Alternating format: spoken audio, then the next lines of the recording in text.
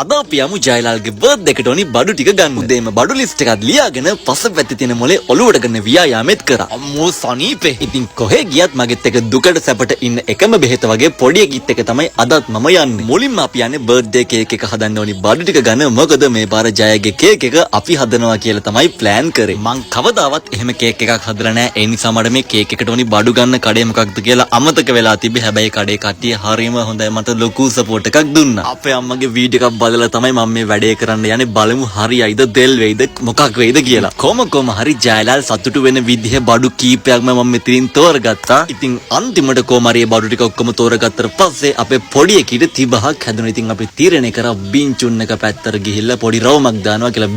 බින්චන් ඕන එකක්. අපි මුලින් ගියපු කඩෙන් අපිට ගොඩාක් දේවල් ගන්න පුළුවන් වුණ හින්දා ඉතුරු අඩුපාඩු ටික ගන්න තමයි අපි කීල්ස් එකට ආවේ. මෙතන කේක් පිටිත් තියෙනවා, පාම් පිටිත් තියෙනවා. අපේ අම්මා කිව්වේ, මං කියන්නේ YouTube කරන අපේ අම්මා කිව්වේ පාම් පිටි ගන්න කියලා. ඊට පස්සේ ජයලාල්ගේ බර්ත්ඩේ පාටි ඉතින් බබාලට කැම දෙන්න අපි ප්ලේට්ස් ටිකක් ගත්තා. ඉතින් ඒ ඔක්කොම ටික ඉවර කරලා මමයි නංගි ගෙදර එන්න පිටත් වුණා. ඇවිල්ලා මං කාටුන් බල කැම කෑවා. එහෙනම් හිට අපි කේක් හදන වීඩියෝ එකෙන් හම්බෙමු. See you bye.